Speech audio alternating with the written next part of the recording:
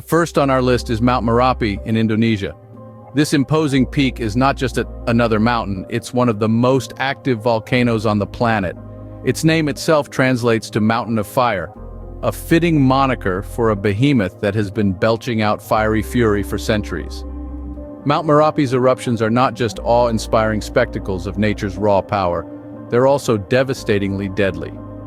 Over the years, these eruptions have claimed countless lives and left in their wake a trail of destruction that has reshaped the landscape time and time again. But it's not just the eruptions themselves that pose a threat. The mountain constantly emits clouds of hot gas, known as pyroclastic flows. These can race down the slopes at incredible speeds, incinerating everything in their path. And let's not forget about the volcanic ash. This gray, powdery substance might look harmless, but it can wreak havoc on the respiratory systems of those who inhale it and can even bring down airplanes that fly through it. And yet, despite the inherent dangers, thousands of people choose to live in the shadow of Mount Merapi. For them, life is a perpetual balancing act between reaping the fertile rewards of the volcanic soil and being ready to flee at a moment's notice when the mountain shows signs of stirring. Living near Mount Merapi is like living with a ticking time bomb. The next big eruption is not a question of if, but when. It's a constant reminder of the unpredictability of nature and the precariousness of human existence. But it's also a testament to the resilience of the human spirit, to our ability to adapt, survive, and even thrive in the face of adversity. Living near Mount Merapi is a constant reminder of nature's unpredictability. Next, we venture to Lake Karachay in Russia.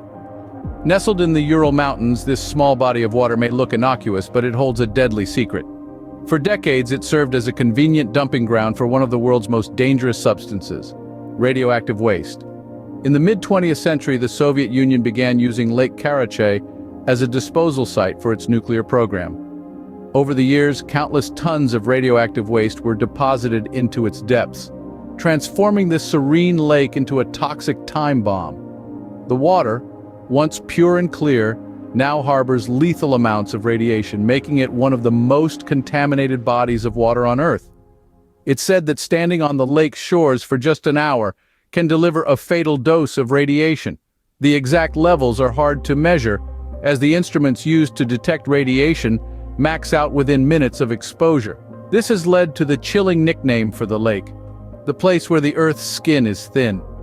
The story of Lake Karachay is a stark reminder of the long-lasting effects of human negligence.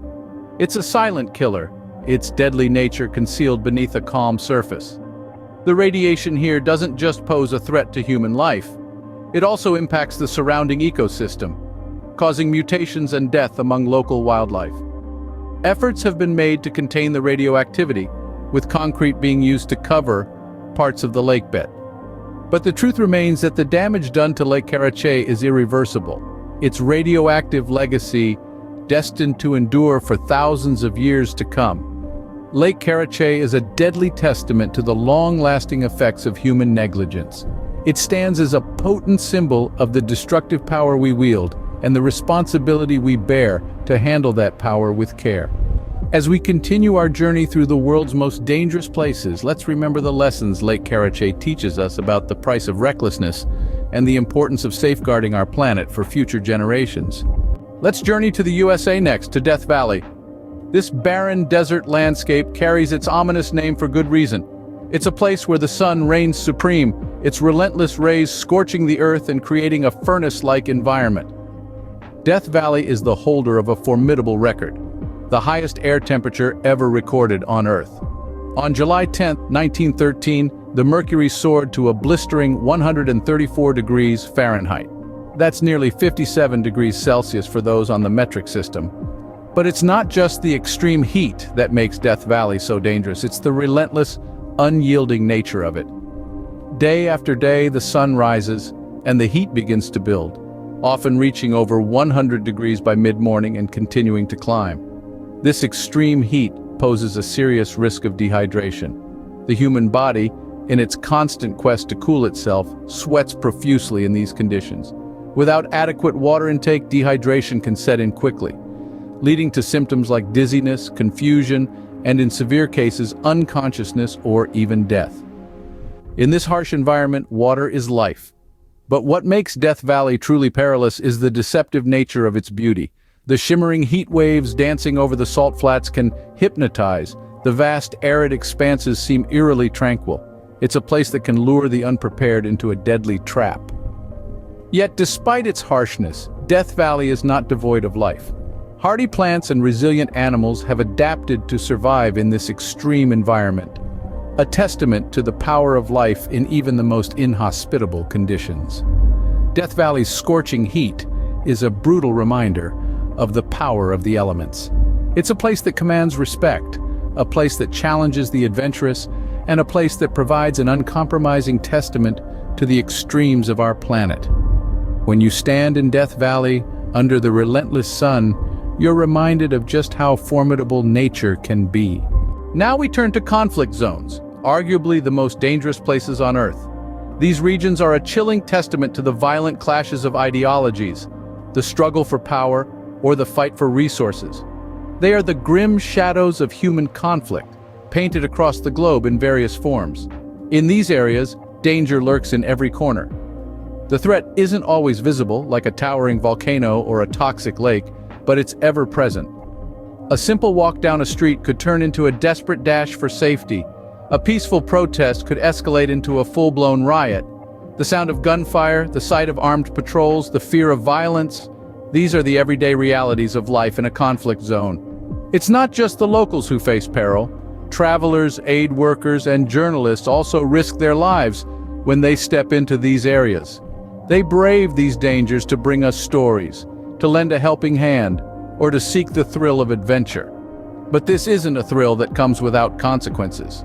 Many have paid the ultimate price for their bravery. In these zones, survival is a complex game. It's about understanding the local culture, the politics, and the ongoing conflicts. It's about knowing when to stay silent, when to speak up, and when to run. It's about having a plan, a backup plan, and a backup to the backup plan. But in the end, safety is never guaranteed. These conflict zones are a sobering reminder of the fragility of peace. They remind us of the human cost of war, the lives lost and the communities shattered. They make us appreciate the value of harmony, the importance of dialogue, and the necessity of understanding. Conflict zones are a stark reminder of the dangers of human conflict and the value of peace. Finally, we explore Pripyat, Ukraine, a city frozen in time. Once a bustling metropolis, home to nearly 50,000 residents, Pripyat was built in the 1970s to house the workers and families of the nearby Chernobyl nuclear power plant. But in April of 1986, the catastrophic explosion of reactor number 4 led to an unprecedented nuclear disaster. The city was evacuated in a hurry, leaving behind a chilling scene of everyday life interrupted. Now, nearly 4 decades later, Pripyat remains untouched, frozen in a moment of catastrophe. Schools, hospitals, and apartment buildings lie in ruins, their interiors a haunting tableau of the lives that once filled them. The Chernobyl disaster released about 400 times more radioactive material into the atmosphere than the atomic bomb dropped on Hiroshima, and Pripyat continues to bear the brunt of this legacy.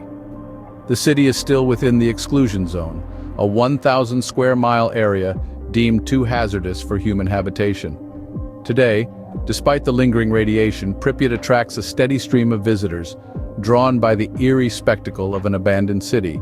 But this is no ordinary tourist destination.